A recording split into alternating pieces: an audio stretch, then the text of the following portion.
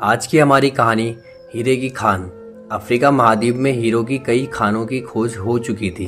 वहाँ के एक गांव में रहने वाला किसान अक्सर उन लोगों की कहानियां सुना करता था जिन्होंने हीरो की खान खोजकर अच्छे पैसे कमाए और अमीर बन गए। वो भी हीरे की खान खोजकर अमीर बनना चाहता था। एक दिन अमीर बनने के सपने को साकार करने के लिए उसने अपना खेत बेच दिया और हीरो की खान की खोज में निकल पड़ा। अफ्रीका के लगभग सभी स्थान छान मारने के बाद भी उसे हीरो का कुछ पता नहीं चला। समय गुजरने के साथ उसका मनोबल गिरने लगा।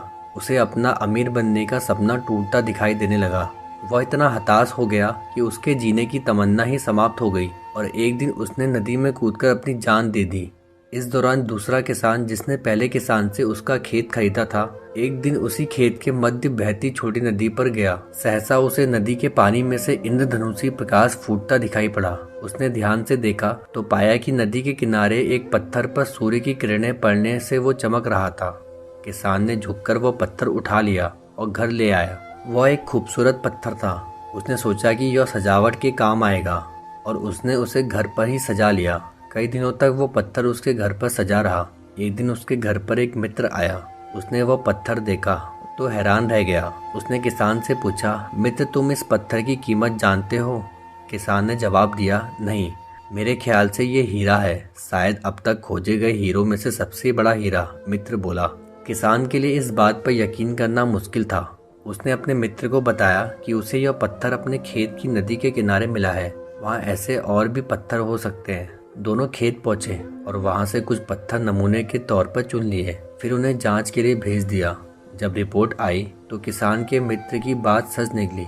वो पत्थर हीरे ही थे। उस खेत में हीरो का भंडार था। वह उस समय तक खोजी गई सबसे कीमती हीरो की खदान थी। उसके खदान का नाम किम्स बल्ले डायमंड माइंस है।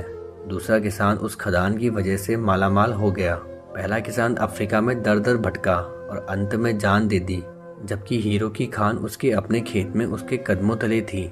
मित्रों, इस कहानी में हीरे पहले किसान के कदमों तले ही थे, लेकिन वो उन्हें पहचान नहीं पाया और उनकी खोज में भटकता रहा। ठीक वैसे ही हम भी सफलता प्राप्ति के लिए अच्छे अवसरों की तलाश में भटकते रहते हैं।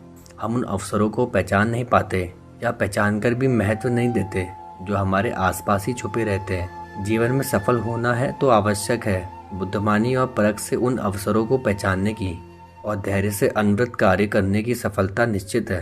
तो दोस्तों, कैसी लगी आपको हमारी कहानी? कमेंट करके जरूर बताएं।